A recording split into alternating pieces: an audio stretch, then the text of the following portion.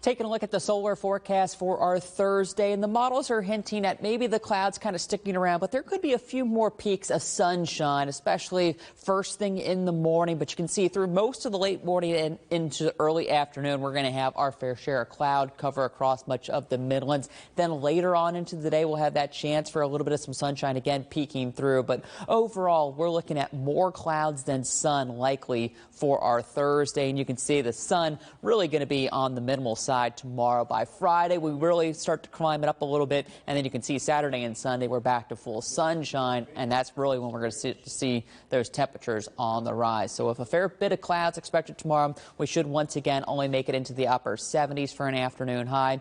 83 and 84 for your Friday and Saturday as that sunshine starts to return.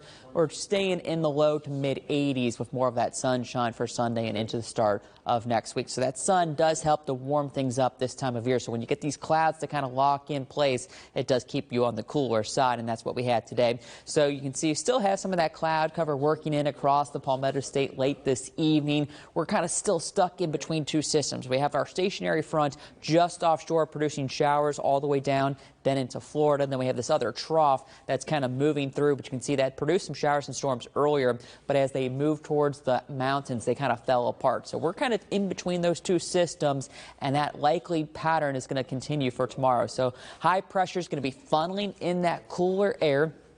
Cooler air is more dense than warm air, so that's what's happening. You have the cool air at the surface, the warm air riding above it to produce the clouds, kind of backing up. So this is our classic fall wedge situation. So we likely think the clouds hang with us for one more day, keeping us in those upper 70s for highs.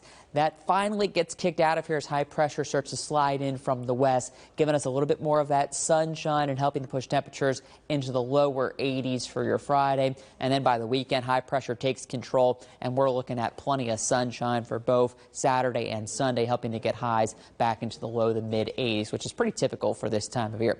Tonight, though, we'll go mostly cloudy. Cool temperatures again with the breeze dying down, 61 for that overnight low. And then looking at your day planner for tomorrow, it shows that cloud cover likely through the morning, keeping temperatures in the 60s and then getting into the 70s by the afternoon with a little bit more sunshine, maybe trying to break out through the second half of the day with highs in the upper 70s. In the Atlantic, we're still keeping an eye on Tropical Storm Philippe.